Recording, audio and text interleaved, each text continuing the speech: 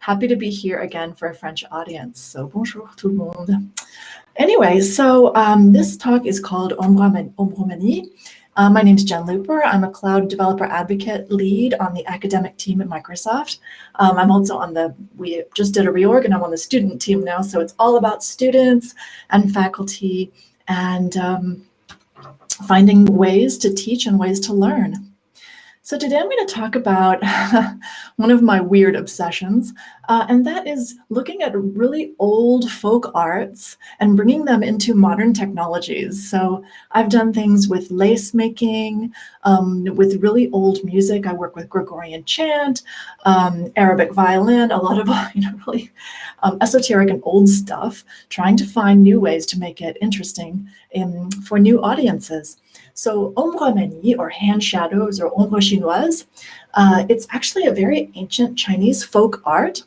And if you've had the privilege of going to China and going to one of these amazing little tea houses, there's a tradition in China that everybody hangs out with their families in these tea houses and talks and drinks and eats. And there's a whole range of shows. It's all different kinds of folk art shows. There's puppet shows, there's stand-up comedy. And some of the stand-up is so well done that if you don't speak a word of Chinese, you can still, you'll be on the floor laughing. It's so funny. There's all these interesting traditions. So this is a lovely hand shadow show from one of these tea houses in Sichuan, sorry. So just take a quick look.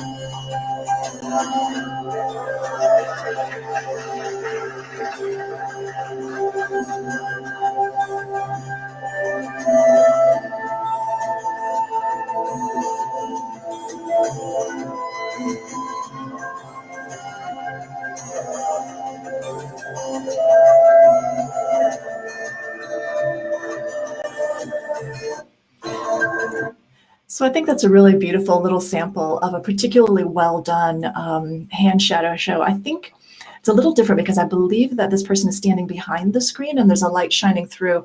It almost seems like almost natural light as well through the paper screen. So there's different ways to do this. This is one example. I think it's particularly beautiful, so I wanted to share it. So what I'd like to invite you to do is to indulge your cottagecore. So what is cottagecore? So if you're on TikTok like I am, it's all of these people who are hanging out and doing really antique folk crafts and folk arts outside in nature during pandemic to just sort of, find your roots as an artisan, to rediscover yourself as a cultural person. So I would like to just invite you to indulge your cottagecore and retreat with me a little bit back in time and back to this world of nostalgia. This dress, can you believe, costs $300 because this whole prairie bonnet retro fashion is coming back. I would not wear that. But anyway, it reminds me a little bit too much of the stuff we were doing in the 70s, but it's interesting. So let's go back to cottagecore. And think about when shadowgraphy or ombromanie or hand shadows or ombre chinoise were in fashion. If you take a look at the dates when these books came out, we have one in 1859, 1860, 1910, 1920, 1921, and 1970. And this is just a theory that hand shadows become really fashionable at moments of escapism. So in the 1850s and 60s, we have the Civil War and the Crimean War. We have things happening here in 1910, that's right before World War I. We have in the 1920s, which was complete, after the Spanish flu, everybody went crazy. This is going to happen again, by the way. And people in the 20s are, kind of retreating back in time and enjoying these kind of old folk crafts. Once again, we saw the same thing in the 70s. Again, it was a time of war. People are looking for ways to escape. So I just feel like the moment may have come again for shadow arts to become fashionable. And so this talk is to get you ready for, for being in fashion. Let's talk a little bit about how to do this. So you can do hand shadows easily enough with just a candle, or you can use a box light like this person has. And there are some good practice hand exercises that you can use. I can't even do the first one, but you can exercise your fingers. I'm a violinist, so we always had to do all these different hand exercises like 5 and 6, very useful, 7 and 8, just to limber up your hands and get ready for casting hand shadows. Ombromanie were brought to France in 1776, interesting time for us, probably brought from China and popularized by Félicien Tréhouet, who wrote a book about it. And it is this ultimate ephemeral, low-tech, high art kind of artistry that you can indulge in. And you can easily enough try it at home with a candle, just one candle. So I just turned out all the lights, and you can try it at home just with a candle. So what I'd like to do is invite you to breathe new life into this art form with technology, and then this idea that you can save a shadow and share a shadow. And let's just try it. Let's see what we can do. So there are some interesting libraries on the internet. There's, if you start Googling around, you'll find the fully articulated hand tracking. It's a library which was released in 2014 at Microsoft. I think someone was experimenting with hand tracking, probably for gaming, but there's a lot of other libraries. There's hand tracking. There's a whole hand tracking topic that you can look up on GitHub. There's hand pose estimations. There's a whole challenge from Google to get the easiest possible way to track hands. So it's an interesting thing that people are trying to tackle easily, and it's actually not particularly easy to do. So it's a challenge. I'd like to call your attention to handsfree.js.org. The guy in the video is Oz. He's looking for help maintaining this really excellent library. It's able to track both hands, and he's using it for assistive technology. But you can also use it for simulations, for trainings, use it for TikTok effects. There's a whole thing where you hold up your hand to the camera and like a little sign will appear. There's crazy little things like accordion hands. You can look this up. I'll share the slides later. But it turns out hands are pretty complicated things. So there's actually 21 key points on a hand. So it starts, with 0.0 at the base of the palm, and it's really a lot of different points. So this is something to keep in mind. Interestingly, because for the whole body tracking, I believe there are only 17 points, but for one hand, it's 21. So that's kind of interesting. So if you want to use this sort of thing on the web, there are two main libraries. There's TensorFlow.js and MediaPipe. And Handsfree.js uses both of them, which is really nice. You have the choice of which one you want to use. Someone has created a special library for sign language, which he calls FingerPose. That's worth checking out as well. Yes, connect. So this really does propose a challenge, because it turns out that you can detect a palm, yes, but palms are harder to detect than a face. Face has more features to pick from, right? A palm is just kind of this blank space, unless you get really, really close and you're starting to do palmistry, hand reading. So it's a lot of interesting challenges. And then, of course, hands have more data points than bodies. Like I said, 21 versus 17 for the entire body. Hands come in different sizes. There's like little kid hands and like big hands, and Donald Trump hands, which are like small. But sorry. And then their data set needs to be gathered from real world images. And then you can also have some synthetic rendered images to get the data to track your hands. So MediaPipe Hands is used by TensorFlow.js because it's a really quality hand tracking library. So it's actually kind of like a sandwich of libraries. It starts with palm detection, which is just finding your palm. And that's Blaze Palm library. So it's just finding the palm, and it gives you a bounding box. And then another model is built that operates on a cropped image region and returns 3D hand key points. And these two models work together so that you can crop and rotate and resize. And the network can dedicate its capacity towards prediction accuracy. So which model is more useful, which model is going to be used. And then the pipeline is implemented as a media pipe graph. So there's a lot of moving parts going on, and thank goodness TensorFlow just goes ahead and uses it. Now we're at a disadvantage because to do good hand shadows, you really need two hands. And MediaPipe offers that. TensorFlow.js does not, unfortunately. But TensorFlow allows you to style a shadow hand, which MediaPipe does not. So unfortunately, we need something in between. I really wish that TensorFlow would say what they said they were going to do, which was offer the two hand poses. But that would be, 42 key points. That's a pretty big amount of key points to track. So I'm sure they're a bit reluctant to go down that road, especially because we need to restyle it. Anyway, so we'll just go ahead and try to use TensorFlow.js and hope for multi-hand support soon. Like I said, MediaPipe really doesn't offer styling of the hand skeletons, so we're not going to really be able to use it directly. So we'll just use TensorFlow.js for the one-hand tracking and then get as creative as we can using the Canvas API to restyle the hands. So what we're going to build is a virtual shadowgraphy show. We're going to leverage our webcam to show hand poses. We're going to cast those poses styled like shadows onto a canvas, and we're going to allow the user to record these shadows as a downloadable story. So there's a lot going on here. So the base architecture is that you need to be able to manage your webcam, implement your hand pose models for inference, which we just talked about in the previous talk, figure out how to cast a shadow using the Canvas API somehow, and then you're going to have to deploy this whole thing as a website. So whenever I say that I'm going to build a website, I'm going to do it in Vue. In this case, I used Bulma with Sass for styling. I used TensorFlow.js and TensorFlow's hand pose model. So you can see that I just grabbed all of these libraries and packaged them right up as dependencies.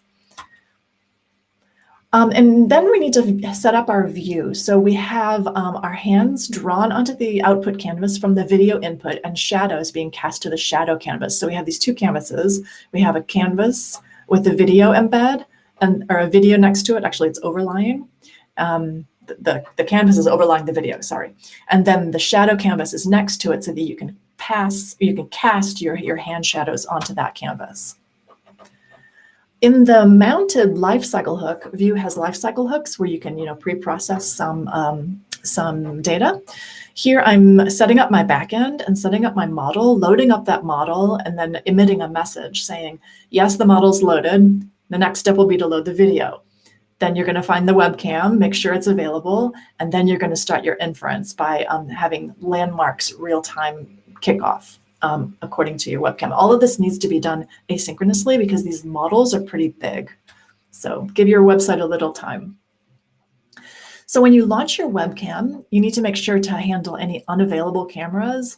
I don't believe this is going to work on mobile. It's a web technology, so you're going to be wanting something that has the ability to use a webcam and to mount all of these things asynchronously and create a nice video. Then you need to design the hands and the shadows. So in this situation, I went ahead and leveraged the Canvas API. I think, having talked to the guy who's running Hands-Free.js, he suggested not using Canvas API, but rather using SVGs for even more stylistic clarity. I went ahead and continued with the Canvas API because I was a little more used to it. But I think that there's a lot of ways that you could overlay color and fuzziness to create that shadow look. So here I'm just, getting that Canvas API, painting it to the main hand casting video, and then I'm painting to the shadow box a second vision of the same hand, but with different parameters. So here I have like the shadow color is white, and then I have the actual hand being cast as like a black fuzzy shadow with an offset. So it's kind of away from the hand. So for each frame in the webcam, you're going to be drawing key points. So you can tell this is kind of a heavy heavy lifting app. It's got, you know, the hands being drawn in 2 different places. And then every time there's a keyframe, and these are what, 60 frames per second, then the key points are redrawn and redrawn and redrawn. So it needs to be estimating it pretty efficiently and redrawing the hands. And that's what request animation frame is doing. So it's really hustling. And then you have this ability in TensorFlow.js to make your key points and line connectors more hand-like. So if you saw in that previous image, the hands normally, it all comes down to the 0 key point. So it looks almost like a garden rake in the skeleton that's drawn. I didn't like that, so I wanted it to be more hand-like. So I redrew the thumb, index, middle finger, and then I made the different indexes to look up the palm. So it's like one square and then the fingers coming out of it. So because you're just doing this with by drawing it yourself using the Canvas API, you can go ahead and rejigger the key points a little bit to make it look the way you want it to look. So we've got our hand, we've drawn it to the screen, it's overlying a video, it's being redrawn to a second box as a shadow. But I wanted to be able to also tell a story. So what's the use of having a hand shadow story if you can't, you know, actually narrate it? And so what I did is I added Azure Speech. So this is one of our cognitive services, and it allows you to, it has a nice feature whereby you can speak, and it will pick it up and write it as text. So it's a speech-to-text cognitive service. And all you have to do is sign up for this and get your keys. And then you're going to need to save that key in your Azure Static Web App. So this is something you're going to have to retain and use it later.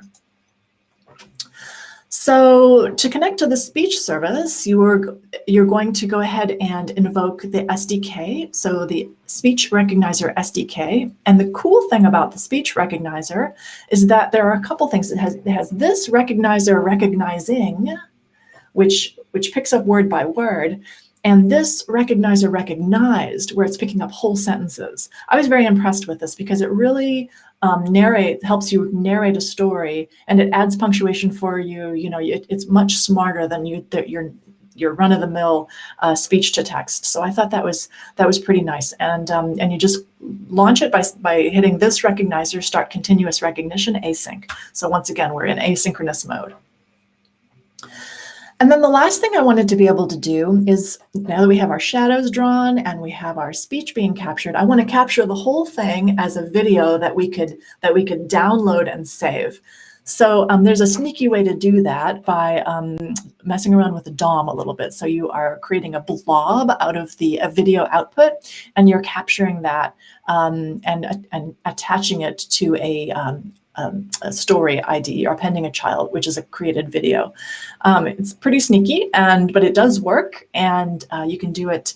And actually, I have this working in Firefox. I'm not 100% sure it's going to work in Firefox. We're going to see. I do know it works in Chrome and Edge. So we'll find out. And the last thing you need to do is deploy your web app. So where is this app going to live? Yeah, Olivia, I like to mess with the DOM. Anyway, so we're going to have this living as an Azure Static Web App deployed from within Visual Studio Code, which you can do, and you can and Haj, let me explain. So the speech service utility is so that you can narrate your shadow story as a text. So you're speaking your story, you're narrating it with your hands, and you write it out as a text. I'll demo it in just a second. Yeah, so okay, so you're in your Azure Static Web App, and you go ahead and deploy it with your lovely GitHub action. This thing works great for Vue.js, VuePress static apps, all of these kind of fun apps that I like to build. And you can do this deployment beautifully from within Visual Studio Code. Okay, so at this point, I'm going to attempt to do this in Firefox. The reason I'm using Firefox is I'm giving this talk on my webcam, and I also need to use the webcam within a completely different browser so that you can see the video. I don't believe this thing captures the video. Let's find out. Okay, so, oh, sorry, I'm going to just switch screens. Whoops. Okay, sorry, let me share I'm going to stop my screen sharing. I'm going to share my other screen. Okay, here's the web app. Okay, so this is in a new window. I'm going to go ahead and load the model. And it's going to load the video, and doggone it if it didn't grab the wrong camera.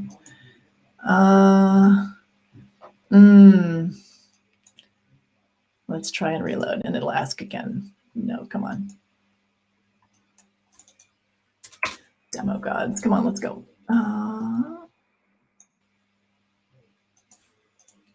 Okay, just want to reload it. And let's see if it'll ask me for my camera. Okay, here we go. So it's going to share my Brio. Allow.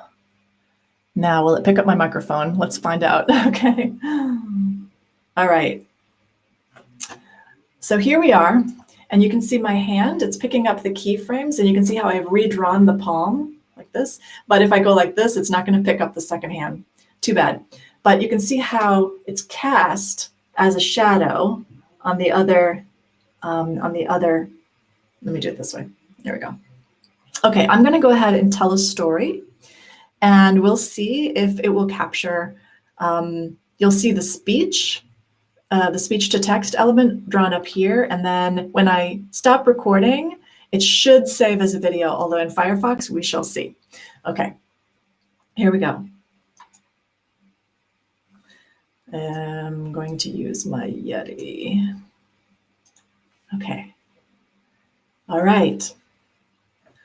Once upon a time, there was an egg. It was a very fine egg, and one day it began to crack. And a little creature came out and looked around. It was a baby dinosaur, and the dinosaur was looking for its mom. And it was crying, "Mom, Mom!" But no mom came.